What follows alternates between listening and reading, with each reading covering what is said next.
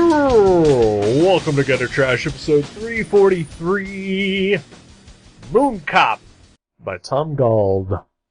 My name is Eric. I am Jason. Gonna go ahead and spoil the shit out of this book already. Right now? Yes. The excitement level of which I said Mooncop is far more than the book actually elicits. Yeah. Well, that's not bad. I mean, you know. I'm just saying, with a title like Mooncop, if you're expecting a raucous sci-fi action film, don't. Yeah, you'd picture like some sort of crazy bombastic, cover with like explosions on the moon and like. Nope. It's like Wolf Cop just came out recently. Exactly. The comic. Yeah. That looked pretty exciting. Right. The movie is fantastic, fun I ride. I enjoyed the movie too. Yeah. Mooncop, vastly different. Vastly different, yes. Also unrelated, RoboCop. Right? Remember the days when we could just say a word and then add it to cop? Yeah. Like, Bar cop. Bar Cop. Yeah. Mall Cop. Mall cop. Paul Blart. Oh, yeah. Good. Those were the good old days. When comedy was comedy.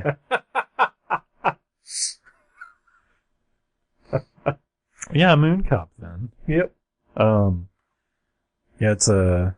So just to let everybody know what they're in for, the cover features a lone man standing on the moon walking slowly. Yeah. Yes. Uh-huh.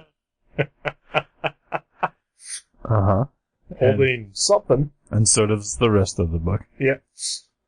Well, in the rest of the book, he drives his police car slowly. Right, yeah. Like it breaks down also once. It does. And there's robots and stuff. That's true. There's some other people. Okay, in this story, this is a future version of the moon, apparently. Yes. Where it's not just like, for some reason in our reality, there's a cop on the moon for no reason. You know, I almost think that would be a better story. Like, how did he get to the moon? Right. Why is he there? Who's he protecting? Well, you kind of wonder all that in this sure. movie, and in this book too, because you're like, it starts out with this montage of like, just all these really quiet, like, ruins, basically on the moon, like man-made ruin. Like, it's just like, you know, not ruins, but like... They're buildings. Yeah, They're just... like little shacks. But they seem lifeless. There's no one there. Yeah. No. Well, it's the moon. It's Right. not like there's people playing outside. But at some point in the book, Mooncop encounters Mrs. Henderson, who was part of the moon planning committee, who says she was gonna, like, they had big dreams for the moon, like parks and playgrounds and all kinds of stuff. You know, colonizing it. Didn't seem to work out. Did not. No. So, alright, other spoiler. This book takes 15 minutes to read. It's 100 pages long. It cost $20. It's not 100 pages, is it? It's 94. Is it really? Yeah. Holy shit!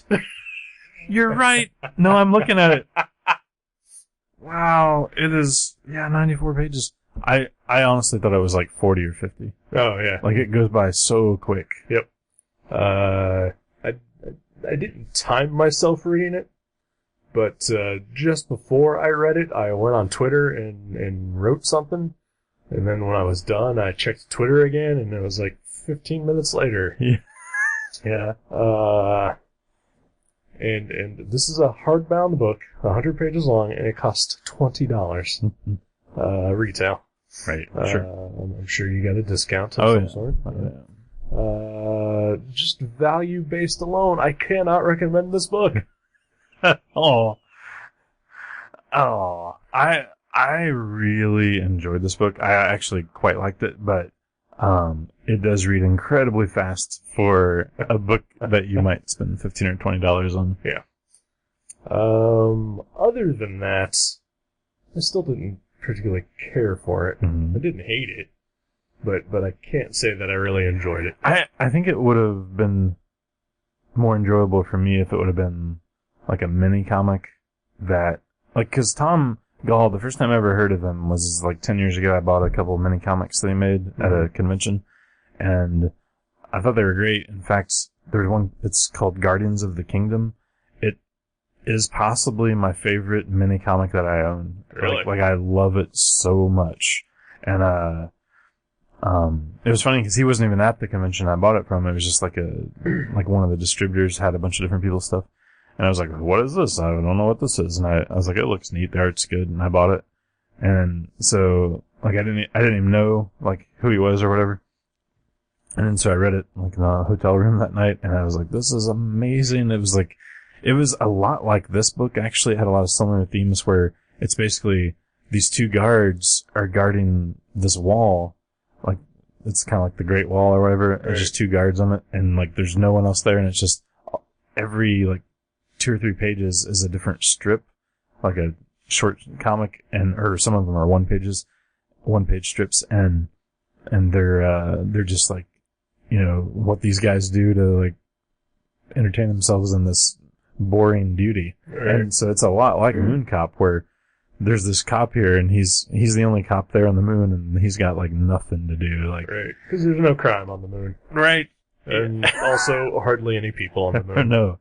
Yeah, I think he encounters maybe half a dozen people in the entire book. I'd say that is generous, because some of those people are robots. Yeah. I think there's some other people. There's like the guy that, because when he first starts out, he's like, he finds this girl, this little child who's just playing in the ruins or the whatever, and he takes her back to her papa, who they're leaving the moon. Yep. And then he encounters Mrs. Henderson, who's lost her dog Casper, and he finds the dog. Yeah.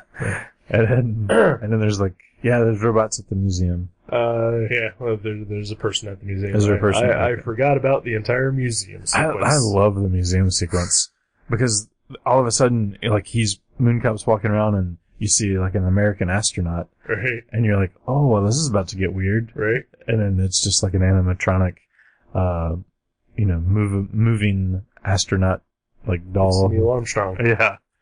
And he talks and walks. Yeah. He escaped from the museum, and he's just wandering around the surface of the moon. That would be hilarious too, if somehow, that was actually a thing where they're, like, they just left an animatronic Neil Armstrong on the moon, just in case anybody else went up there. That would be awesome. That would be pretty great. You know what they should do? They should put a Superman statue on the moon. Oh, that would be awesome. That way, but somehow in secret, so that the next people who actually go to the moon will just see Superman and freak out. Just a totally impractical practical joke. Or some other country, like Egypt should launch an expedition to the moon unbeknownst to anyone and just bury like old Egyptian texts on the moon. Yeah, there you go. Or like build like a small pyramid or something. Right. Yeah. That'd be amazing. On the dark side of the moon. Yeah. When we have unlimited money, this is the kind of stuff that you're going to do. Yeah. Right. These totally awesome pranks. Yeah. On the moon. Moon pranks. That's our TV show. Our YouTube channel. That'd be great. So there's not a lot to this. No. At all. It's like real deadpan comedy. Like, the funny parts are so deadpan. Yeah. Like the delivery and everything. But it is funny. Yeah, it's okay. Like, I didn't find it hilarious. It's not hilarious. And there are parts to it I think that you're supposed to find sad. And, like, even those, like, I didn't really find all that sad anyway.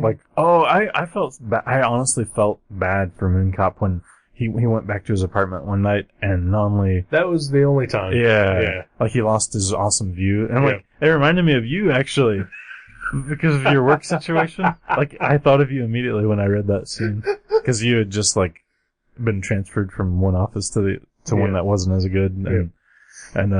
So he had a really good view of the Earth from his bed, and then he had to take a different, 3 floors down in the building. because everything on the moon apparently is mobile, and so even individual apartments could just be removed from the building that they're in. Right, they just take a unit away. Yeah. So they took away some units because there wasn't enough people living in the building. Right. And he winds up shifting down from the 8th floor to the 4th. Yeah. That is the one time where I was just like, oh, Mooncop. Yeah. Well, I felt bad for him too because at one point in the book he says how all his life he wanted to be a cop on the moon. Right. And then when he finally gets there, he feels like he got there a little too late and like he missed all the cool action and right. Like, cause apparently at one time it was a little more populated. Like you don't really get the specific idea of how populated it was, but you can tell like they're like basically deconstructing the colony right. during this book. Yeah. Everyone that he runs into is either leaving or thinking about leaving. The robots are there to kind of maintain things, but even then they're just sort of nonchalant about it. Right. His routine basically involves getting up in the morning and getting a coffee and a donut from the coffee and donut machine. Right. And then going out on patrol where nothing happens. Nothing ever happens. Nope. Yeah. And he makes multiple references to like just driving people around, simply because he has nothing better to do. Like gives them a ride or picks up a dog or whatever. Right. And he tries to transfer back to Earth since everybody else is doing it. And he's lonely. Yeah. And he is denied the transfer. They tell him to hang in there, though. Yep. And they send a therapist robot because they assume he's depressed. Which I'm sure he is. He looks like it. Yeah. But then that just proves to be more trouble than it's worth as well. And then his donut machine gets replaced with like an actual cafe. Yeah. Which, that's cool though, right? It's cool, but they also point out, like, it's kind of pointless because everybody's leaving the room. But see, I wonder if that's like, I'm sure that, I don't know, that might just be some sort of comment on, unneeded, industrialization, right. It's possible. But the cool thing about it is he meets a nice young lady who works at the cafe. Yeah. And she seems nice. Yeah. And he's the only customer. He's the only one. Yeah. And she's employee of the month. So, she's got it going on. That was funny. That was, I admit that was funny. She's like, there's only, at this point, like, we can spoil this because, whatever. But at this point, they are the only two people left on the moon. Yep. Like, it's all robots and them. Yep. And she got employee of the month, which was, is funny. Yeah. But there's this kind of really nice romantic scene. I mean, not romantic, like, sexual, but romantic, like sweet, These nice. two people are met. They share a moment. Yeah. And like on Earth, you might go, with your lady friend and drive your car somewhere and park and look at the moon, but they drive and look at the Earth, which is just kind of sweet. Okay. It's a very 50s style, like date thing. Not all of us have lady friends and cannot relate to that. I've never sat in a car and looked at a moon with a girl either, but I know it happens. I've watched the video for Thriller. I think that happened in Thriller. Maybe. Didn't it? I don't know. I'm not sure. Maybe not. What a great video.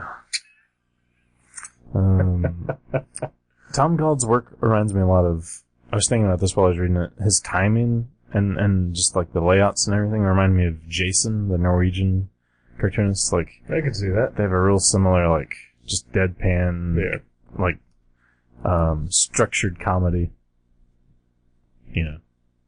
like, and lonely characters. Like, like weird, lonely characters. I can see that for sure. He's a lot more detailed than Jason works. Yeah, his art's incredible. Oh, yeah. Just for a comic that does only take 15 minutes to read and there's only like 2 panels per page, all of those panels have just a crap ton of detail in them. even like as simplistic as the characters all are, like he renders them fully, and then they all have like their own personalities to them. Right. Even the robots have some personality. Yeah. So yeah, I mean the art's great. Yeah, he's like super cartoony, like real. Oh yeah. Like he does like a comic strip. I think it's called. I forget what it's called, but he's a British guy, and yeah, his art's very cartoony, but full of like little hatch lines and detail. Yeah. So I mean, yeah, I don't know. I just honestly cannot recommend this book. Right. Just based on like you think like if it would have been $6. Even then. Really? Yeah. Oh well. I do think I agree with you completely in that if it were a mini comic, I probably would have thought it was great. Yeah. But I understand, the length of it is to sort of emphasize, just sort of the passage of time. Right. And just how desolate everything is. Right. Yeah, if it was only like 15 pages, you'd be like, well, what's he complaining about? He hasn't been there that long. Right, yeah. But, I don't know. It's just, I don't know. I just didn't find much about it to really latch onto. Right. I've read maybe like a half dozen things by Tom Gold. It's not my favorite or least favorite thing he's done, but, I do think he's a great storyteller, and he has like a certain atmosphere about his work where, I will say that he does have, this book is full of great storytelling techniques, and the pacing, as quick as it is to read, the pacing is suitable to the story. Right. There's not a lot of story there. Right. Yeah. And as you pointed out, reading the back cover, the first half paragraph of the thing, gives away everything in the book. Yeah, it tells the whole story. Yeah, he's done, man, what else he did a book called Goliath, he did, Was that a guy trying to find his cat? No. It was actually about David and Goliath, but Guardians of the Kingdom, I think is awesome. I don't know if that ever got printed in any other format other than a mini comic, but I highly recommend that one. It's so good. And another thing about this one too, it's weird because, it's like everything is in shades of blue and white. Mm-hmm. And to me, it was kind of an interesting choice because, on the moon, you'd think everything would be black and white and gray. Right. I always think of the moon as very gray and sure, and outer space is black. So I always thought it was strange that it, I don't know if that was maybe to give it a more of a relaxing feel to it, because blue is a very relaxing color. I don't know. I'm gonna go ahead and say that I didn't see any blue at all. No, really? Yeah. I mean, the cover is, I can tell that. Isn't it all blue? Isn't it? To me, it looks black and gray and white. I think it's like a navy blue. It's instead of black. It might be, but I definitely can't tell. I have a touch of color blindness, so well, apparently so do I. I mean, I know it looks blue to me. When I picked up, or when I was searching for the image to use for the episode for the website, mm-hmm. That was blue. Yeah. But now reading this, just all black and white. Really? Yeah. Okay. Huh. So, I mean, my eyes are bad. I could use new glasses. Mine are too. I mean, I do honestly have, it's usually greens and grays that I, and some dark greens and blacks I can't tell the difference of, but, maybe, I don't know, maybe it is black. It looks blue to me. Well, I mean, the cover I would definitely say that's blue. Mm-hmm. But the interiors, I totally read them as black the entire time. Mm-hmm. But, I don't know, I have bad lighting.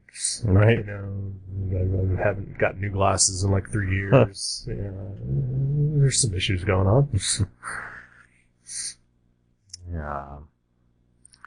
Yeah, Mooncop. Yeah. I liked it. I would definitely, read his next stuff. I like the fella. He's very good. Yeah. Definitely. It's not my favorite thing he's ever done, but I thought it was really, And it was worth it for me. Right. That's fine. Yeah. Yeah, like I just, I didn't feel like I could latch on to anything. Like, not that I'm, saying, well, this is how he should have done it, but, this is how he should have done it. I think Mooncop should have had a partner who then, left, halfway through the book. Oh, yeah. And then that would have, I think, made things, a little more sadder. More bleak, right? And, a little more, oh, I feel bad for Mooncop. Yeah, he just lost, the only true. person he could talk to. That is true. Yeah. Or if I think that's it. I think he needed someone to talk to at the beginning of the story. Right. And then lose them. Yeah. And then, finally find, the girl at the end of the story to talk to again. Yeah, see, yeah. What the fuck do I know? That might have been better. What the fuck do I know? We can armchair analyze anything, but no, that sounds like that could have been a thing. I don't know. I'm gonna do Mooncop 2. Yeah.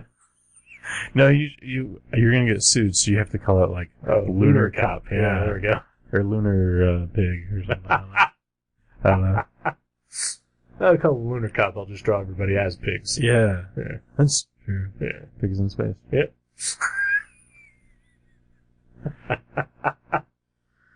Well, yeah.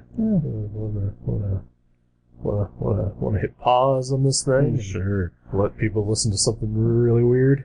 Yeah. Okay. Yeah. Let's do that.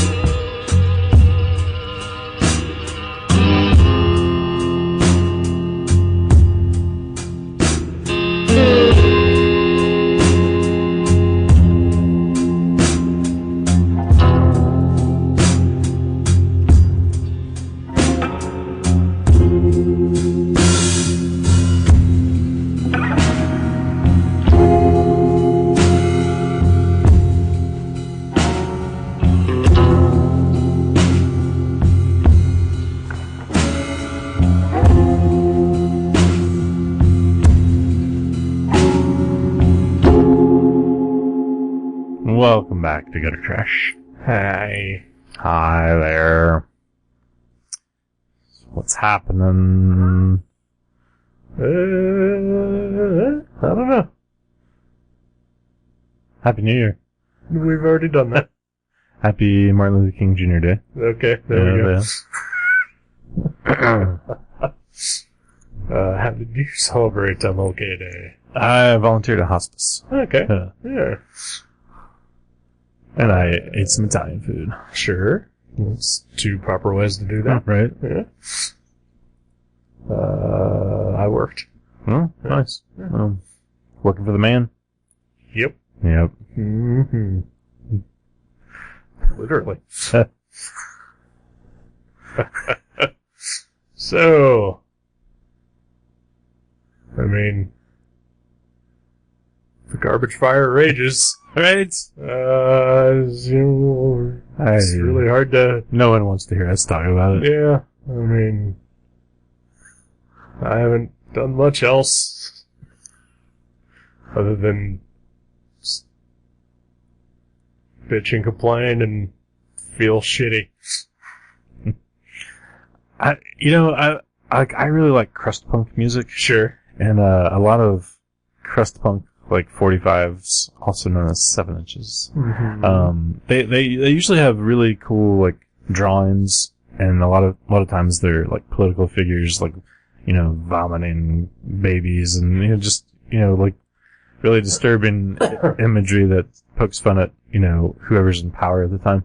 And I was like, I'm gonna satisfy some of my uneasiness by purchasing some crust punk records that have Donald Trump covers. All right. And I can't find any. It's fucking weird. Like, I found one. There's a metal band that has, I forget what they're called, but they have an image of Donald Trump committing suicide on the cover with a pistol. That's the only one I can find, but it has like, I don't know. I don't think it's like a more of a punk thing. It's more like just a straight death metal type of thing. Right. And I'm looking for like some really, so if anybody sees a really good, right. punk rock record, I wanna just like maybe even hang it on my wall and just look at it. Sure. Don't you think you could take a more proactive stance and do stuff? I actually, that is my plan, is to draw one myself. Okay. I actually was looking at imagery today, like finding like what I want to draw, and what I was thinking about doing was just doing like the whole design and just like leaving a blank spot for the logo of the band and just putting it out there and be like, hey, does anybody want this? Right. You can have it. Put it on your record. I think that'd be fun. Sure. Cause I don't know how to go about selling such a thing. Right. So, I'd be like, hey, just send me a free copy. Right. Or 3, maybe. I mean, I don't understand why you're so against what's happening. Where to suck it up, start? snowflake, you lost. Yeah, right. Yeah, sore loser. Yeah. I don't know. Like, there's a part of me that's, feels like there's something that I should do, like, to help in the oncoming culture war that is definitely going to be happening. Sure. And if not, the actual real life war that will probably follow. Oh, dear Lord, I know, right? But, I don't know what to do. and B, I'm almost 40. I'm out of shape. I work for the government, basically. What the hell am I gonna do, you know? You know, you're a good artist. You can put your art to work for, you know, whatever. Nobody gives a shit about my art. That's not true.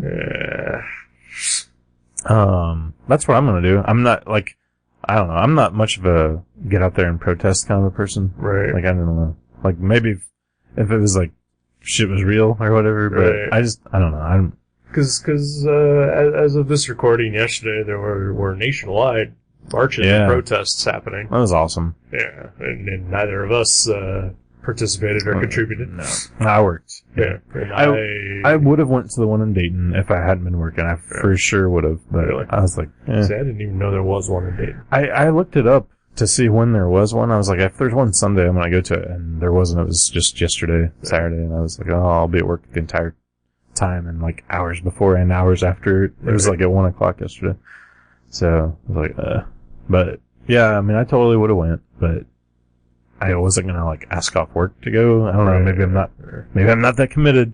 Yeah, you know, I mean, there's also a certain part where, you know, I mean, at least like as far as how my thinking goes, is that, you know, yes, I think there is that part of us that is that young punk rebellious kind of personality that wants to like participate in that kind of stuff, but then we're also, you know, older adults now who need to, you know, be fiscally responsible, right, and earn a paycheck, and also another part of us is like, well, what if I get hurt? Right? It's like, I either don't have insurance or have shitty insurance. Yeah, right? We both fit into that category. Yeah. Or I can't afford to get arrested. I would be happy to do some anti-Trump establishment artwork for free if someone out there wants it on their album cover. I was kind of tinkering with the thoughts. I haven't fully well put it together. Maybe I've mentioned this on here before, but, you know, I'm always, available for commissions. But, I would say, you know, and part of that is that, you know, I need money. You know, I need to survive and live and, you know, purchase necessities. So that is part of the reason why I'll try to do that, and also fail spectacularly at it. But, you know, there is a part of me that's like, well, maybe if I raise my commission prices and donate 50% of it to, like, various charities, like the ACLU or the Southern Poverty Law Center, or, you know, various, you know, groups that are, you know, gearing up for the fight against Trump and his amazing bullshit. Right. You know, and maybe that would get some. Yeah. And hopefully people not shit on me for keeping half of it for myself. Right. Yeah, that seems fair. Yeah. But yeah, I feel like I need to figure that out a little more clearly before I just put it out there. Put it out there. Yeah, I mean, yeah. I got this awesome comic from Desert Island Publishing I showed you last night called Resist. It's like a newspaper style thing, mostly female cartoonists doing their thoughts on Trump. Yeah. And it was awesome. Like, I've only read like half of it, but it's great. I just did a cursory flip through, but yeah, it was, you know, this is exactly the kind of thing that I feel needs to be out there. Yeah, it's awesome. Very well put together. Yeah. It was a free book too, which is cool. Yeah. But yeah, and I just like, I feel compelled to do some political artwork, which I usually don't at all. Like I usually, that's my least interest in. I will say that this is definitely the most politically motivated I've felt since I was like 18. Right. Yeah, exactly. Yeah. I know, right? That's crazy. Yeah. It just seems like any minute someone's like, well, we were just kidding. Obviously that didn't really happen. You know. I don't have that feeling. I do have the feeling that any moment someone's going to go, hey, we're all fucked. Yeah. Like just officially. Yeah. Just come out and say, we're fucked. This is how. Instead of just sort of the nebulous, we're all fucked that we're all feeling right now. Right. Yeah, we can't really hang our hats on it. It's just like this ethereal feeling. Yeah, yeah. But pretty soon we'll know exactly the concrete ways in which we were all fucked. Yes, yeah. yes. Oh. Yeah. So yeah, artwork is good to get that kind of frustration out of your system. Yeah. Especially, I don't know. If you're into punk rock, I'm gonna listen to some punk rock and draw some, like Trump and like, doing his pesky things. Sure. I don't know if I'm gonna, I don't think I'm gonna go down the road of just him grabbing pussies. Sure. Like that seems like, it's old hat. Yeah. Yeah, he's got plenty of things I can. Yeah. Well, you've got this whole new P, aspect to Right. to go with. It's true. Yeah. Which honestly, I feel is like one of the greatest things that has ever happened. Is that whether it's true or not, that is definitely a thing that is gonna stick to him throughout his entire run. Oh yeah, right. There's so many things though that are. Well, you would think. Yeah. Right. Yeah. Like the time that he openly mocked a disabled person. Yeah. On national television, and yet still fucking won. Yeah. Right. Oh my gosh.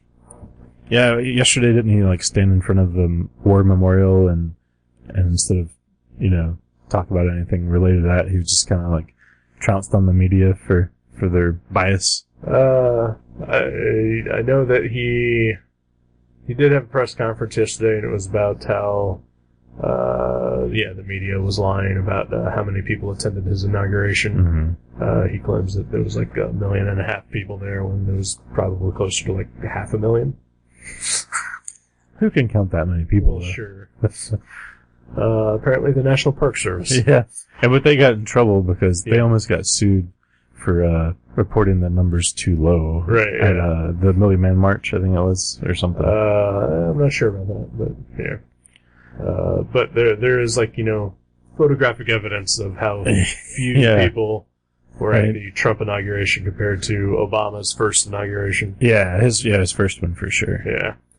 And yesterday's marches, I think, trounced. Oh my gosh. How many, people were at those than were at, I watched, like a montage video this morning of that, and it was amazing. It was just like, it was worldwide. Yeah. Like in Prague and everywhere. Yeah, exactly, yeah. And then of course, Trump today put, something like, basically called them all losers. Yeah, why didn't you vote then, right, assholes? No, yeah, these were the people who voted against you. Yeah. Because you lost the popular vote by 3 million, and that is how many people were marching. Yeah. Oh. It's crazy! Damn it.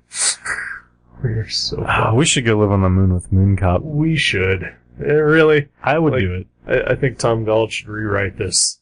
And just have Mooncop stay. Yeah. And want to stay. Good for him. I do not want to go back to that garbage fire. He can hang out with robots and eat donuts. Yep. And there's a pretty girl. Right? What the hell, man? Right? Why would you leave there? Oh, man, I want a donut. You never did get one, because I did. Did you? Okay. But I know you had a craving. I didn't get a good donut. Did you have to go to like Tim Hortons or something? Yeah. Oh, that sucks. That was exactly where. There's a Dunkin' Donuts now, but they close at like 8 o'clock. I know. What the fuck is that? Right? Because we haven't had a Dunkin' Donuts here in Dayton in years. And like at least 15. And they opened one, and they're like, yeah, there's 2 now. Oh, okay. Yeah. But I know they closed at 8. Yeah. Why? That's not the Dunkin' way. Right? I mean, maybe they're open just super early, and I'm sure they probably open like 5 or 6, but there's people that want donuts late at night. Yeah, and they serve other things in donuts. Yeah, right. But the last time we had a Dunkin' Donuts, it was open 24 hours. I don't. I'm sure you and I are talking about the one that's near the Meijer. Yeah. Yeah. Because there's another one near Linden Avenue. Okay. That just Oh, opened. that's right. Yeah, that's right. I passed by that one too. Yeah, I don't drive out that way that often, so I don't know if they close at 7. Right. Possibly. But no, yeah, yesterday I went to one of the local mom and pop places, and they really didn't have any good donuts that I wanted. It was all frosting coated, custardy, caramel and custard, yeah. Bacon. They have a bacon one there. Ooh, I can't do that. Yeah. That, and I have actually genuinely lost the taste for bacon. Oh wow, that's weird. Yeah. Like even I haven't lost the taste for bacon. Right. I haven't eaten it in 20 years. Yeah. Yeah, just lately, every time I eat bacon, I'm just like, hey, this is great. No. It's weird. So, your taste change, It's true. Yeah. Oh yeah, totally. Yeah, your taste buds totally, reinvent themselves. Yeah. They put on a new party dress and just go out there and make it happen. Yeah, no, I want a really good apple fritter. Now, I know where I can get one, but they are also another place that closes at 6. Was that Bill's? No. I don't like Bill's. Oh, you don't like Bill's? Oh, Bill's. Man. Yeah. Bill's, for those of you who are now laughing at us because we're talking about something local very references. local, they're nationally, they won a best donut store in the country thing about a year ago. Really? Yeah. That is so weird. Yeah. I know, I even thought so. I was like, that's not even the best one within driving distance of my house. No, yeah. I mean, yeah, I think Stan's is better than Bill's. Oh, yeah. But yeah, that's the one I went to yesterday, Stan's, that did not have anything. Mm-hmm. There's another one on Linden Avenue, speaking of, All-American Donuts. I've never heard of it. It is right next to the check cashing place and Burger King. That is pretty all-American. Yeah. But they have great donuts, and they have the best apple fritter. But they're close. But yeah, they close at 6. And I think probably on Sundays closed as well. Right. Wow, that's a bummer. Yeah. Oh. Oh well, back to Tim Hortons, I guess. No, that's terrible. Just wait for it. That way, by the time you actually get a good one, you'll have been waiting longer and it'll taste even better. That's could be true. Yeah. So, I don't know. Want me to pick a comic for us to read? Sure, I like reading comics. All right. Have you read anything other than Mooncop? Because I haven't. I've been reading, the new issue of Comet Bus is, do you know Comet Bus at all? It's it's usually a music zine, and it's been going on since I was a kid, because I remember when I was a teenager, buying issues at Dingleberry's. But the new issue is interviews with a bunch of cartoonists. Oh, wow. And it's awesome. And, for each interviewee, Nate Powell draws a portrait of them. Oh, wow. Yeah. And National hero, Nate Powell. National hero, that's right. Yeah. It's true. He's the artist on March by Senator John Lewis. Yep.